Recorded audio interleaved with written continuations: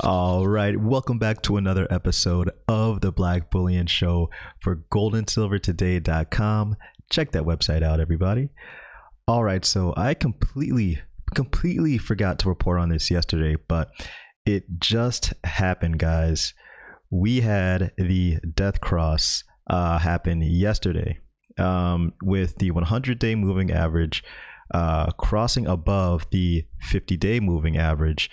Currently, the 100-day is at 1906.53. The 50-day is at 1904.17. 200-day is at 1789.61. So nice potential level of support there. Should anything crazy happen. But right underneath the initial cross, we have, pretty much a bearish candle right here that we had formed yesterday, meaning that the closing price closed lower than the opening price of that day. And today it looks like we're, honestly struggling a little bit to make a move here. It's still kind of a bearish candle there. Now, I've been talking about this death cross for some time now, so it will be interesting to see how this thing moves and plays out. Will it cause a massive drop or just a moderate drop in price within the range that we're currently in? That's where we need to ring up, as I always say, ring up Nostradamus or something. But let's take a look at silver. Silver's moving average actually didn't, moving averages didn't cross just yet. They're really close to one another, about almost 29 cents away from one another. So they haven't had that big cross just yet. We have a kind of a stronger, fuller body forming today for the silver spot candle, which likely means that there's probably more sellers than buyers in the market right now. And if we scroll up, we can start to see that the downward trajectory for silver, kind of shows just that. A lot of sellers here, but generally just very choppy day for both gold and silver. I mean, gold right now is at 1886, got as high as 1893, but I mean, it just very, very, very choppy for both metals. And I know we talk a lot about, or recently we've been talking a lot about the downside in prices, but let's start talking about the potential upside, because now that we've had this cross, basically for me, it's like, okay, this is a short-term thing. And the long term is going to be upward momentum. Now you may be asking, well, Black Bullion, how do you know this? Or why do you think this? No one can be sure of anything. But why I'm leaning towards more upside in the future is because of more stimulus that will likely be coming. Yes, right now, just like this article says, Congress is far from sending more stimulus help as, the issue surges and economic pain looms. Well, right now we have that lame duck thing going on here in the US.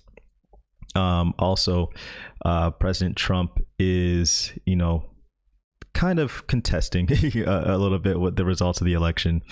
And the president-elect, Joe Biden, is actually calling for legislation to be approved before he takes the helm in a couple of months.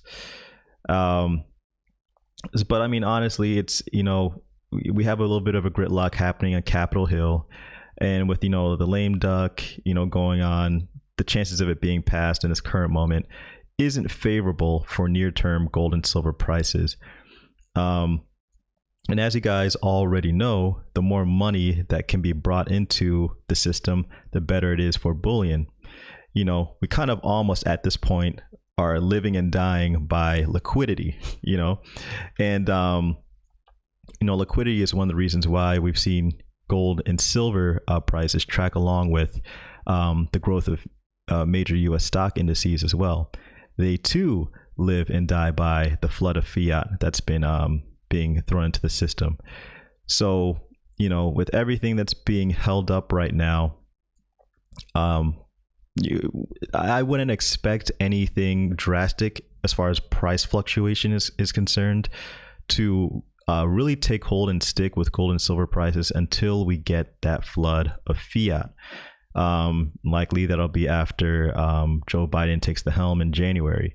So we may be in this weird period of just kind of, continue trading in this weird trading range. Might go down, might go up a little bit, but generally I don't think any big moves are going to happen until we get that flood of fiat. Now, the interesting thing, this kind of relates back to it. I'm going to give you a roundabout interesting note that I found. But I want to show you guys this ETF that almost matches sentiment with, favorability towards China. This is an ETF that tracks Chinese bonds. It's called the VanEck Vectors China AMC China Bond ETF, ticker symbol CBON. And check it out. This bond even has a beta of negative 0.23, which means its volatility has a negative correlation with the S&P 500.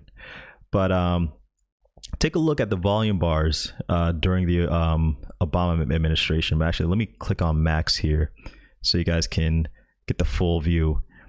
Take a look at the volume bars here during the Obama administration, just very heavy. And then in anticipation of Trump being elected, remember, this is happening before the election in 2016. The volume bars just dip down. And of course, as time moves on and it looks, obvious that that Trump is probably going to become president. As you can see right here, it says October 3rd, 2016. The price just drops dramatically and volume is just nowhere to be found. We had the price pump up a little bit, but volume is very weak.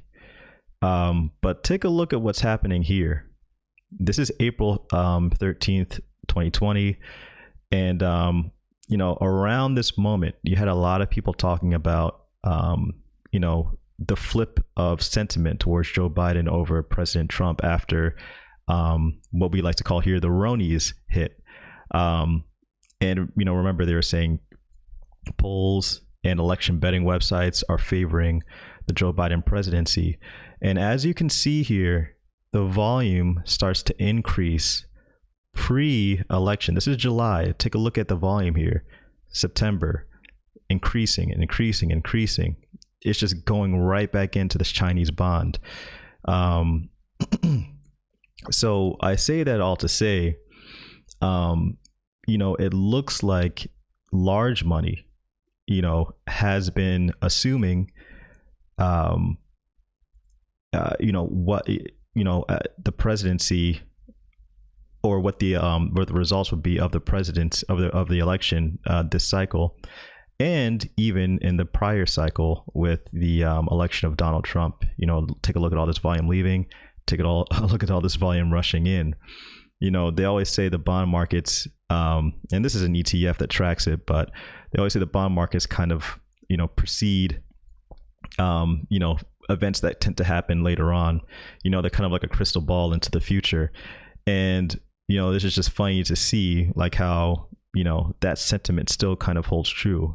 If people are pouring larger money into this Chinese bond, whereas they were, leaving it before President Trump's election or win, then, it's pretty insane. But all that to say, if this holds true, if this sticks, and Joe Biden, is taking the helm in a couple of months, then expect an increased likelihood of liquidity re-entering in the system. Maybe we'll have trillions of dollars worth of liquidity entering in the system. Expect not just gold and silver prices to leap up, but also expect just general asset prices leaping up. Expect home prices to continue leaping up. Maybe we might have a median of 400,000 for a single family home. Who knows? Maybe we'll have, well over 30,000 in the Dow.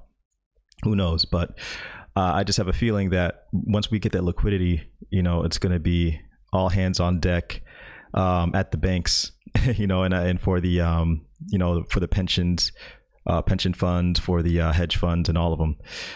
All right, guys, thanks again for watching. Please hit that like button. Please subscribe if you're new.